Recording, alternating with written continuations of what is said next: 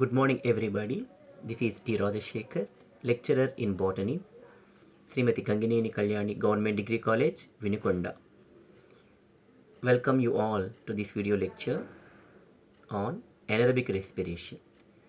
In this video lecture, you are going to learn the differences between aerobic respiration and anaerobic respiration, then fermentation, and finally respiratory quotient. Let us start the video. Actually, we know that respiration is a lifelong process. It is a metabolic process generally seen in all living organisms and living cells. Respiration is of mainly two types, aerobic respiration and anaerobic respiration. First and foremost, we see the differences between this aerobic and anaerobic respiration.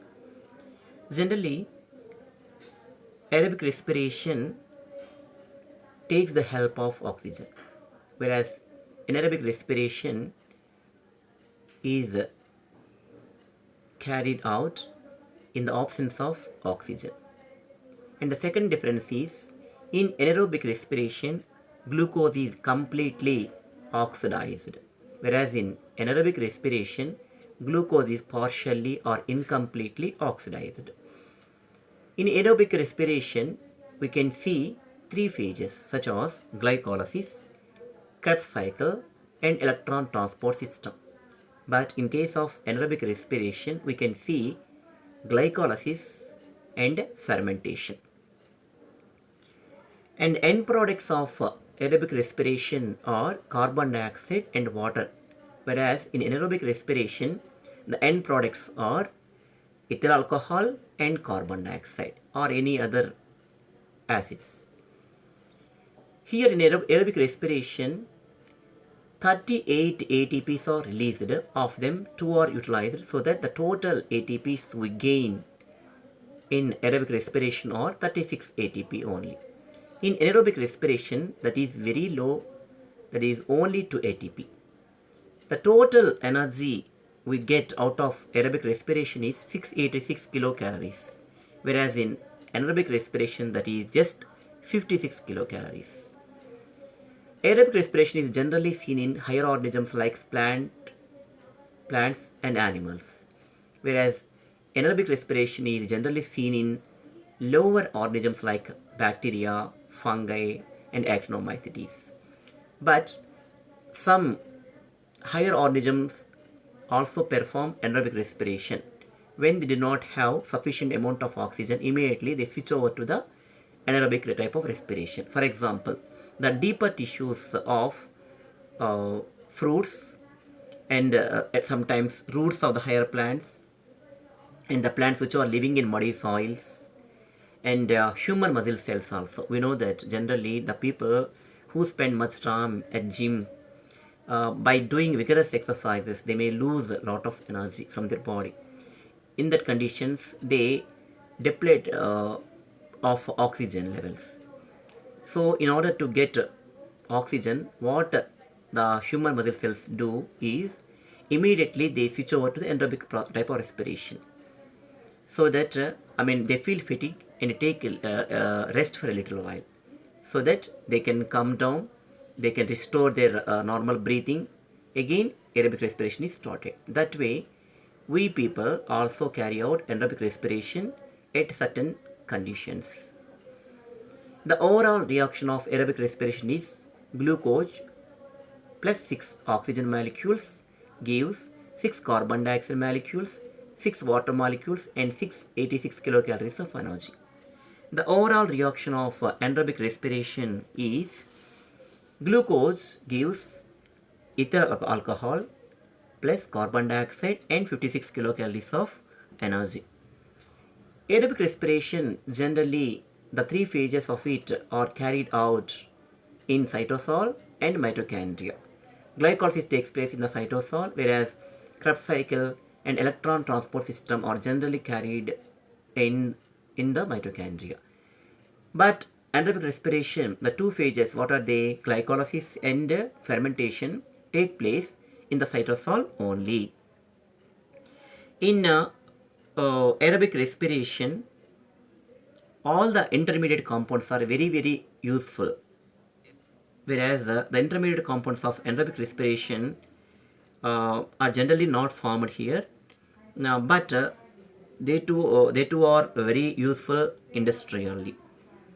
In aerobic respiration, organic and inorganic substances both involve as electron donors, whereas inorganic substances only behave as electron recipients.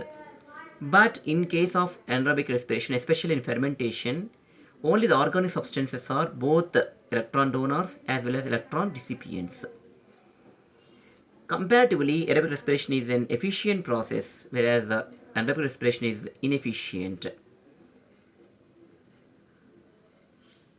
Here, in aerobic respiration, ATP are generated through oxidative phosphorylation process. But here, ATP are generated by substrate level phosphorylated reactions. The intermediate compounds, that are formed in the aerobic respiration are proteins, amino acids, nucleic acids, aromatic fats, fatty acids, phenolic components, flavonoids, cell wall and cell membrane related substances, and substances related for the cell organelles preparation. Whereas in anaerobic respiration, in the industrially useful substances like alcohols, organic acids, explosive substances are formed. These are some of the differences between the aerobic respiration and anaerobic respiration. And now, the process of anaerobic respiration.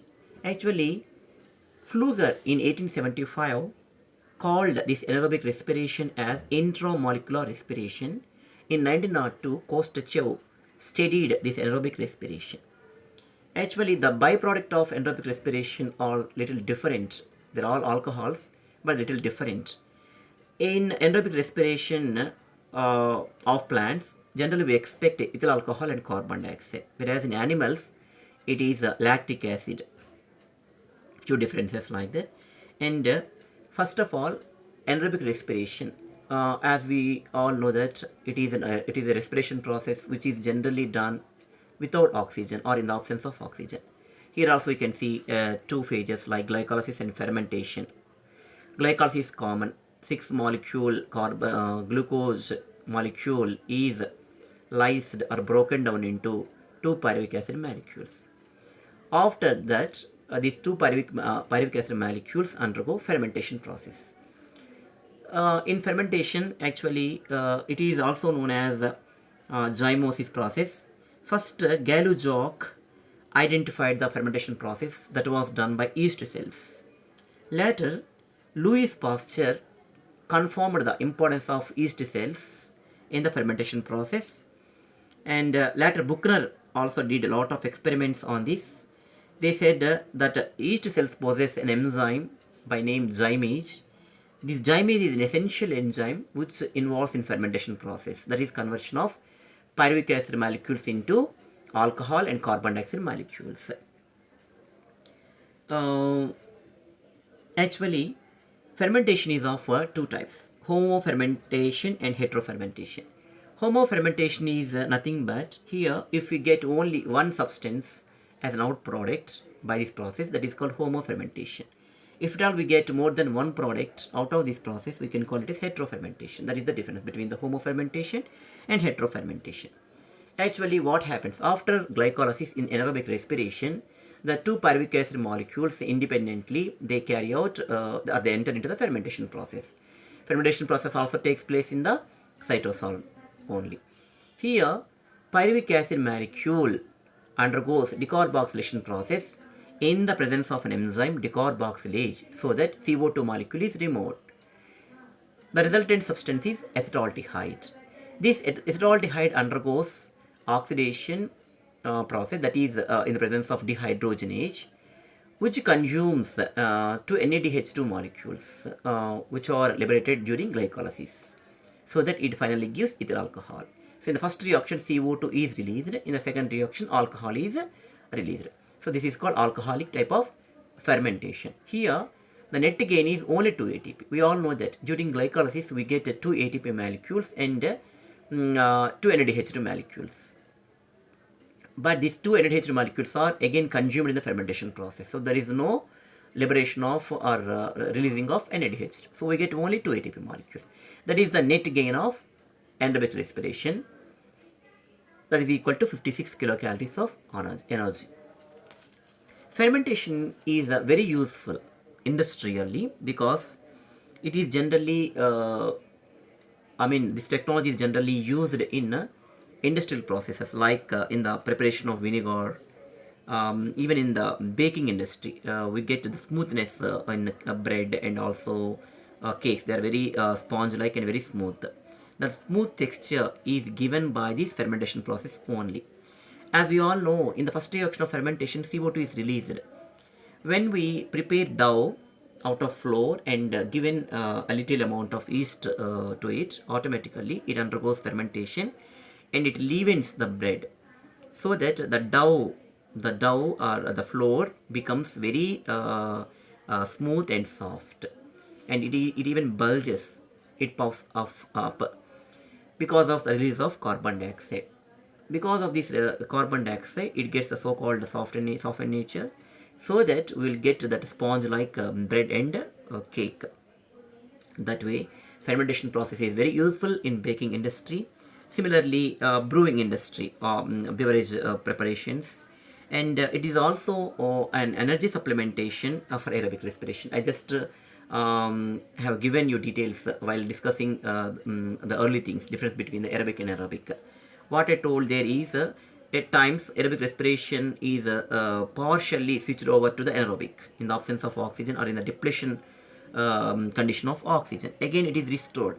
That it is a supplementary process to the aerobic respiration for giving energy. And we all know that tea and coffee or hot beverages we generally consume. We can see the consumption of these two beverages in our households. Actually, the tea leaves or coffee seeds do not have all the properties we need. How do they get the properties? By fermentation process. When they are fermented, so that they can be cured. That cured tea leaves and coffee seeds have all the properties we need. That then only they can be changed into very useful forms. That is called curing of tea leaves and curing of coffee seeds. Similarly, retting process. That is nothing but getting fibers from the plant without any damage. In a very intactful manner, we can isolate them. It is again done by certain microorganisms by conducting or by involving in a fermentation process. Thus, it is a very useful process in industries like food industries, alcohol industries, etc. In audio and technology also, generally what we do, we prepare a desired gene. When we want to get more amounts of product from this desired gene, we should resort to the fermentation process. That fermentation is a very very useful process to the mankind. It is a part and parcel of anaerobic respiration. It is the second phase of anaerobic respiration. Soon after completion of glycolysis, it takes place. Generally in animals, lactic acid fermentation takes place, but in plants, ethyl alcohol fermentation takes place. After this, we must also understand RQ, another important thing of this respiration, that is respiratory quotient. Actually, respiratory quotient is calculated by the formula, that is volume of CO2 molecules evolved and volume of oxygen molecules absorbed. How many oxygen molecules are consumed in the respiration and how many CO2 molecules are released. We all know that what is the taken during respiration and CO2 is released as byproduct. So that by taking the values and by substituting them now, we will get the RQ value of respiration, that is CO2 by O2 simply. By knowing the respiratory quotient, how do we know actually? We know it by respirometer, Ganax respirometer. We can get the value of it. Basing upon the respiratory substrate, we will get the RQ values. Generally, if the carbohydrates are the respiratory substrates, then we get RQ value as 1. So that means the evolved CO2 molecules and absorbed CO2 molecule oxygen molecules ratio is similar. 6 by 6 like that. So that we'll get 1. If we get respiratory quotient value as 1, we can assume that or predict that carbohydrates would be the respiratory substrates. If we get below 1, that must be either fats or protein molecules. If we get more than 1, that must be an acid, either oxalic acid, citric acid, malic acid, tartaric acid. In succulent plants, xerophytic plants, no, the RQ value is 0, because actually the succulent plants utilize the carbohydrate during night time, but after long night hours, during daytime, that carbohydrates are changed to malic acid, so that it will change its RQ. But however, they show 0 during night hours. Like that, if basing upon the value we get out of this device, we can assume that what would be the substrate of the respiration. Generally, carbohydrates or organic acids are generally respiratory substrates in various organisms and various cells. When we see below 1 value, we can say that the fats or proteins must be the respiratory quotient. So it also tells the fate of the organism. If the value is 1 or more than 1, no, we can say that is very intactly it is going on. When we get below 1, no, we can think that something is wrong with that organism. Accordingly, we can make certain supportive steps so that we can restore the plant or organism to its normal levels. So in this video lecture, what we have learned so far is difference between aerobic and anaerobic respiration, and then what is actual aerobic respiration, what is fermentation, how it takes place, and then RQ value. I hope you have understood it properly. When you meet in another lecture, we'll discuss another aspect of biology. Till then, bye. Have a nice time. Thank you for your patient listening. Thank you one and all.